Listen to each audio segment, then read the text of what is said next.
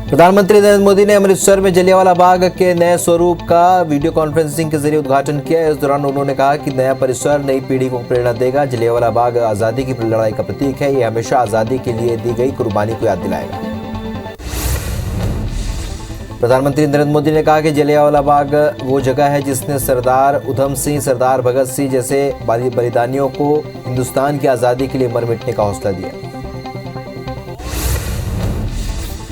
PM ने कहा कि 13 अप्रैल 1919 के वो 10 मिनट हमारी आज़ादी के चिरगाथा बन गए, जिसके कारण हम आज़ादी का अमृत महोत्सव मना पा रहे हैं। ये मेरा सौभाग्य रहा है कि मुझे यहाँ की पवित्र मिट्टी को माथे पर लगाने का मौका मिला है। पीएम ने कहा कि जलियांवाला बाग में शहीदों के सपने बसे हुए हैं। लोकसभा अध्यक्ष ओम बिरला ने लद्दाख में पैंगोंग झील का दौरा किया। इस दौरान उन्होंने वहां पर लोगों से बातचीत भी की। उन्होंने कहा कि सुरक्षा की दृष्टि से इलाका सुरक्षित है।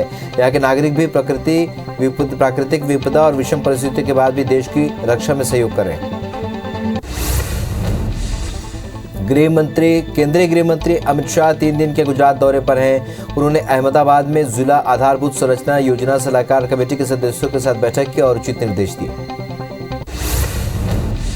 प्रधानमंत्री नरेंद्र मोदी ने प्रधानमंत्री जन धन योजना के 7 साल पूरे होने के अवसर पर कहा कि इस साल से न सिर्फ भारत के विकास की गति को हमेशा के लिए बदल दिया है, बल्कि उसने अनगिनत भारतीयों का वित्तीय समावेश, सम्मान का जीवन और सशक्तिकरण भी सुनिश्चित किया है। हरियाणा में किसानों पर हुए लाठीचार्ज को लेकर राहुल गांधी ने ट्वीट किया और उन्हें लाठीचार्ज के लिए बीजेपी सरकार पर निशाना साधा और उसे किसान विरोधी बताया। उन्होंने लाठीचार्ज में घायल और खून से लथपथ एक किसान की तस्वीर भी साझा की। कांग्रेस महासचिव प्रियंका गांधी वाड्रा ने एक बार फिर कृषि कानूनों को लेकर पीएम मोदी सरकार पर हमला बोला। प्रियंका गांधी ने ट्वीट कर मोदी सरकार पर आरोप लगाया कि तीनों काले कृषि कानून बीजेपी के अरबपति मित्रों के फायदे के लिए लाए गए। गुजरात के डिप्टी सीएम नितिन पटेल ने एक विवादास्पद बयान दिया है। उन्होंने कहा कि भारत में संविधान और धर्मनिरपेक्षता अभी तक है जब तक देश में हिंदू बहुसंख्यक है। अगर भारत में हिंदू बहुसंख्यक से अल्पसंख्यक बन गए तो संविधान और धर्मनिरपेक्षता में से कुछ भी नहीं बचेगा। उत्तर प्रदेश में अगले साल होने वाले विधानसभा चुनाव की तैयारियों के बीच मुख्यमंत्री योगी आदित्यनाथ जल्द ही मंत्रिमंडल का विस्तार करने वाले हैं। ज्योतिन प्रसाद और संजय निषाद को मंत्री बनाया जा सकता है। सूत्रों के मुताबिक 5 दिनों के भीतर उत्तर प्रदेश में मंत्रिमंडल का विस्तार होगा। मुख्तार अंसारी के बड़े भाई सिबगतुल्ला समाजवादी पार्टी में शामिल हो गए हैं। पूर्व सीएम और सपा प्रमुख अखिलेश यादव ने अंसारी को उनके समर्थकों के साथ सपा की सदस्यता दिलाई। सिबगतुल्ला 2007 में सपा और 2012 में कौमी एकता दल के गाजीपुर के मोहम्मदाबाद विधानसभा से विधायक रहे। दिल्ली सरकार ने देश के सर्वोच्च पुरस्कार के लिए 3 डॉक्टरों के नाम केंद्र सरकार के पास भेजे हैं। सीएम अरविंद केजरीवाल ने बताया कि ILBS से डॉक्टर SK सोरेन, LNJP से डॉक्टर सुरेश कुमार और मैक्स अस्पताल से डॉक्टर संदीप बुद्धिराजा के नामों को शॉर्टलिस्ट किया गया है। प्रवर्तन निदेशालय ने टीएमसी सांसद अभिषेक बनर्जी और उनकी पत्नी रुजिरा को समन भेजा है। जांच एजेंसी ने सीएम ममता बनर्जी के भतीजे अभिषेक को 3 सितंबर को पेश होने के लिए कहा है। वहीं रुजिरा को 1 सितंबर को बुलाया है। ईडी ने दोनों से बैंक डिटेल भी मांगे हैं। इन दोनों से मनी लॉन्ड्रिंग और कोयला घोटाला मामले में पूछताछ होगी। इधर पश्चिम बंगाल की मुख्यमंत्री ममता बनर्जी ने भतीजे अभिषेक बनर्जी के खिलाफ ईडी के समन पर कड़ी प्रतिक्रिया दी है। उन्होंने आरोप लगाया कि भाजपा टीएमसी के खिलाफ केंद्रीय एजेंसियों का इस्तेमाल कर रही है। उन्होंने कहा कि कोयले में भ्रष्टाचार के लिए तृणमूल पर उंगली उठाने का कोई फायदा नहीं, ये केंद्र के अधीन है। विधानसभा चुनाव के बाद हुई हिंसा के दौरान हत्या और बलात्कार के मामलों में सीबीआई ने पिछले 24 घंटे के दौरान 10 और मुकदमे दर्ज किए हैं। सीबीआई के दर्ज मुकदमों की संख्या 21 हो गई है। साथ ही सीबीआई ने 2 आरोपियों को पूछताछ के लिए हिरासत में लिया है। एक्टर अरमान कोहली एक बार फिर मुसीबत में फंस गए हैं। नारकोटिक्स कंट्रोल ब्यूरो ने ड्रग्स मामले में अरमान के घर पर छापेमार करने के बाद उन्हें हिरासत में लिया है। दरअसल एनसीबी को पिछले कुछ दिनों से मुंबई में ड्रग्स को लेकर बड़ी जानकारी मिली थी, जिसके बाद एनसीबी ने एक ऑपरेशन शुरू किया और इसका नाम रोलिंग थंडर रखा। तमिलनाडु के मदुरई में एक बड़ा हादसा टल गया। यहाँ पर एक निर्माणाधीन पुल का हिस्सा ढह गया। सूचना मिलते ही अधिकारी पहुंचे और जायजा लिया। फिलहाल घटनास्थल पर राहत और बचाव कार्य जारी है। भारत और इंग्लैंड के बीच 5 टेस्ट मैचों की सीरीज का तीसरा मुकाबला इंग्लैंड ने पारी और 76 रन से जीत लिया है। लीड्स में खेले गए इस मुकाबले में टीम इंडिया चौथे दिन दूसरी पारी में 278 रन पर ही सिमट गई।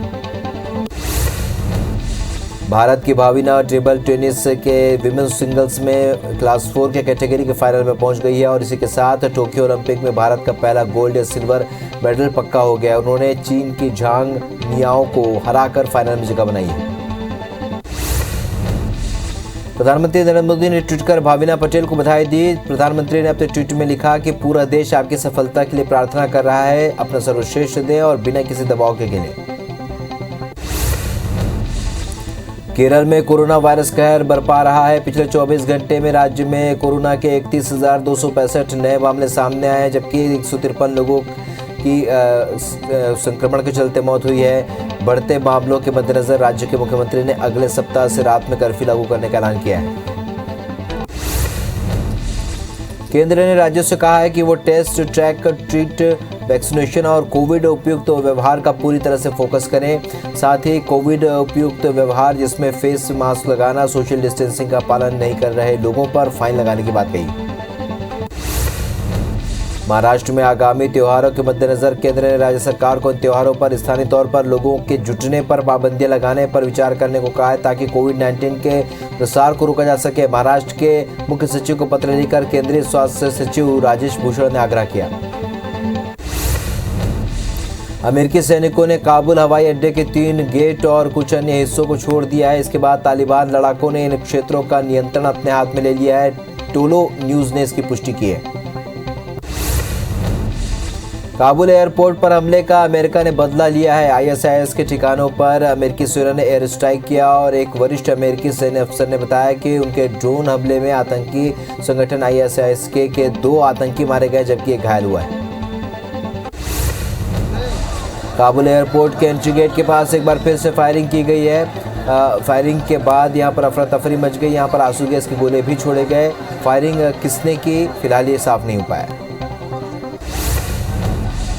अफगानिस्तान में तालिबानी हुकूमत के बीच काबुल एयरपोर्ट पर एक और आतंकी हमले का अलर्ट अमेरिका ने दिया था। अमेरिका ने अपने नागरिकों से कहा कि वे काबुल एयरपोर्ट से तुरंत हट जाए, क्योंकि वहां पर आईएसआईएस फिर से हमला कर सकता है। मुख्यमंत्री शिवराज सिंह चौहान ने प्रधानमंत्री आवास योजना के 1,29,292 हितग्राहियों के खातों में राशि ट्रांसफर की। इस दौरान मुख्यमंत्री ने 50,253 आवासों का भूमि पूजन भी किया। गृह मंत्री नरोत्तम मिश्रा 2 दिवसीय दतिया दौरे पर हैं, जहां पर उन्होंने मां बगलामुखी के दर्शन किए, साथ ही खंडेश्वर का जलाभिषेक किया। इसके बाद वे सीधे कलेक्ट्रेट पहुंचे, जहां पर उन्होंने नवीन सभा कक्ष का लोकार्पण किया और बाढ़ के दौरान उत्कृष्ट कार्य करने वाले अधिकारियों को सम्मानित किया। मध्य प्रदेश सरकार ने व्यावसायिक परीक्षा मंडल से हुई कृषि विस्तार अधिकारी समेत 3 परीक्षाओं को निरस्त कर दिया है। पूर्व मुख्यमंत्री कमलनाथ ने इस मामले में सीबीआई जांच की मांग की है। कमलनाथ ने ट्वीट के जरिए कई सवाल खड़े किए हैं, जहां सीबीआई को सौंपने के बजाय साइबर सेल को सौंपने पर आपत्ति जताई है। जिला भाजपा और भाजपा किसान मोर्चा के कार्यकर्ताओं ने 6 सूत्री मांगों को लेकर कबीरधाम जिले के पंडरिया स्थित सरदार वल्लभ भाई पटेल शक्कर कारखाने के सामने धरना दिया। साथ ही मांग पूरी नहीं होने पर उग्र आंदोलन की चेतावनी दी। प्रदर्शनकारियों की मुख्य मांग थी कि किसानों को गन्ना का बोनस दिया जाए, रिकवरी की अतिरिक्त राशि किसानों को दी जाए। धमतरी में बीजेपी पार्षदों ने कई मुद्दों को लेकर नगर निगम के सामने जमकर प्रदर्शन किया। साथ ही महापौर और निगम आयुक्त पर मनमानी करने का आरोप लगाते हुए जमकर नारेबाजी की। बीजेपी पार्षदों का कहना है कि जब से निगम में कांग्रेस की सत्ता आई है, तब से शहर का विकास पूरी तरह से ठप पड़ गया है।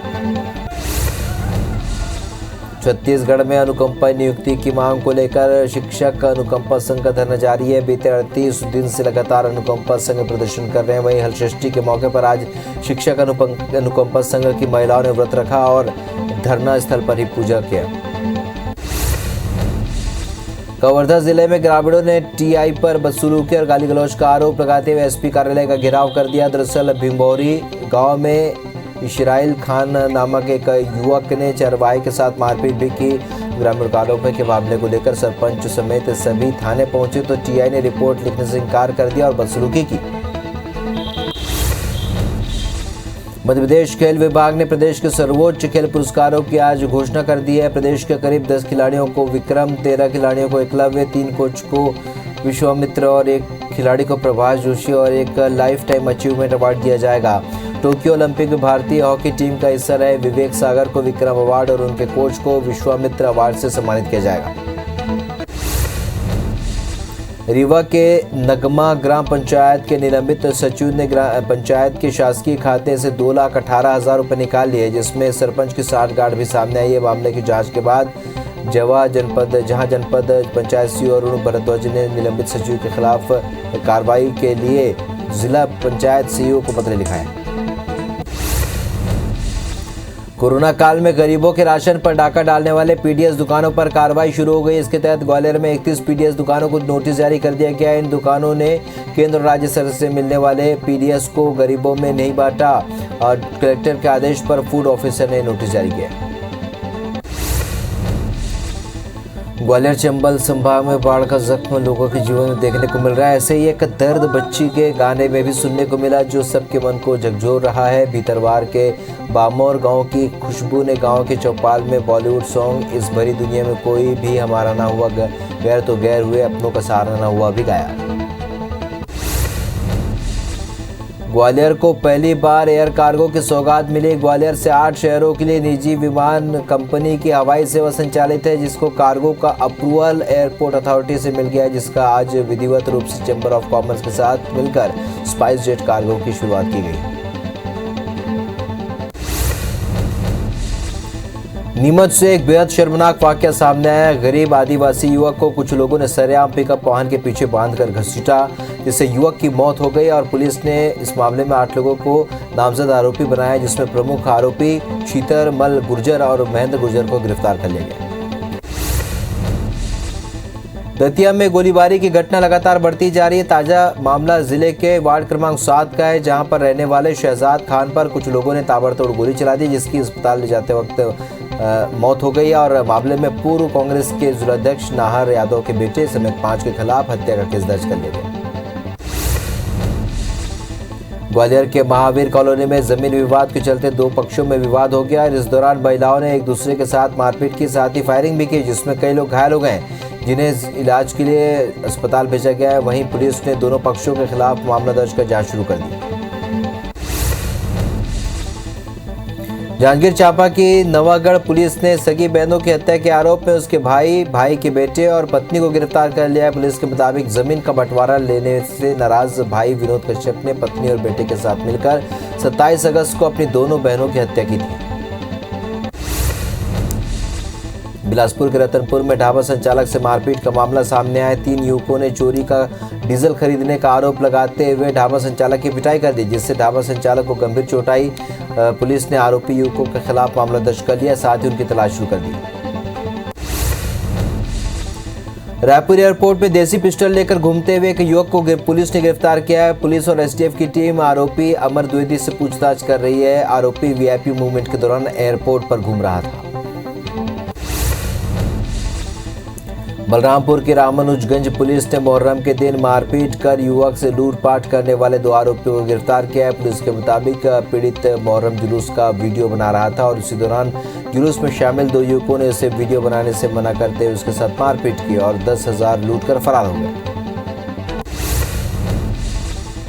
उज्जैन में पेट्रोल पंप के मैनेजर से लूट के 6 आरोपियों को पुलिस ने गिरफ्तार किया है। मैनेजर से 20 दिन पहले 1,47,000 रुपए की लूट की गई थी। पुलिस ने आरोपियों के पास से लूटी गई 1,20,000 रुपए की राशि और बाइक जब्त कर ली। जशपुर जिले में नाबार्ड के कर्मचारी बनकर एक शिक्षिका से ठगी करने वाले ओडिशा के 2 बदमाशों को पुलिस ने गिरफ्तार किया है। आरोपियों ने फर्जी हस्ताक्षर कर शिक्षिका के खाते से 1 लाख रुपए निकाले। शिक्षिका की शिकायत पर कुनकुरी पुलिस ने आरोपियों को गिरफ्तार किया। सरगुजा के उदयपुर वन परिक्षेत्र में भालू को मारने का मामला सामने आया। हालांकि वन विभाग को इसकी जानकारी घटना के 3 दिन बाद लगी। मामले में 2 आरोपियों को गिरफ्तार कर लिया गया है। पुलिस के मुताबिक आत्मरक्षा के कारण ग्रामीणों ने भालू की हत्या की और उसके शव को गड्ढे में फेंक दिया, जिसे बरामद कर लिया गया। इंदौर पुलिस ने दंगा भड़काने की साजिश रचने वाले 4 युवकों को गिरफ्तार किया। ये सभी युवक सोशल मीडिया पर भड़काऊ मैसेज फॉरवर्ड कर रहे थे। वहीं कुछ ही दिनों में शहर के अलग अलग जगहों पर एक साथ दंगा करने की साजिश में थे ताकि पुलिस एक साथ सभी इलाकों को संभाल न पाए। इनका संबंध प्रतिबंधित संगठनों से। जशपुर में ट्रैफिक व्यवस्था को सुधारने के लिए अब यातायात पुलिस सख्त हो गई है। यातायात पुलिस ने चेकिंग अभियान चलाकर शराब पीकर वाहन चलाने वाले वाहन चालकों को उठक बैठक कराई और साथ ही चालानी कार्रवाई की। सूरजपुर के चाची ढांड स्कूल के चौथी के छात्र ने पिता ने स्वीपर पर बेटे से मारपीट का आरोप लगाया। साथ ही रेवटी पुलिस और बीओ से कार्रवाई की मांग की है। पीड़ित छात्र के पिता का कहना है कि स्वीपर उसके बेटे के साथ 10 दिनों से मारपीट करते हुए प्रताड़ित कर रहा था। वहीं बीओ ने जल्द कार्रवाई का आश्वासन दिया। इंदौर की देवी अहिल्या विश्वविद्यालय के कॉमन एंट्रेंस टेस्ट में केंद्र आवंटन को लेकर उठे विवाद पर एनटीए ने अपना जवाब दे दिया है। विश्वविद्यालय के 2 चरणों में परीक्षा कराने का फैसला लिया है। इसके लिए छात्र 29 अगस्त दोपहर 3 बजे तक आवेदन कर सकते हैं। उज्जैन के घटिया थाने के सामने बने यात्री प्रतीक्षालय में महिला प्रसव पीड़ा से जूझ रही थी, जिसकी जानकारी मिलते ही टीआई ने महिला स्वास्थ्य कर्मी को बुलाया और प्रसव की प्रक्रिया को पूरा कराया। प्रसव के बाद महिला को स्वास्थ्य केंद्र में भर्ती कराया गया, जहां पर जच्चा बच्चा दोनों स्वस्थ हैं।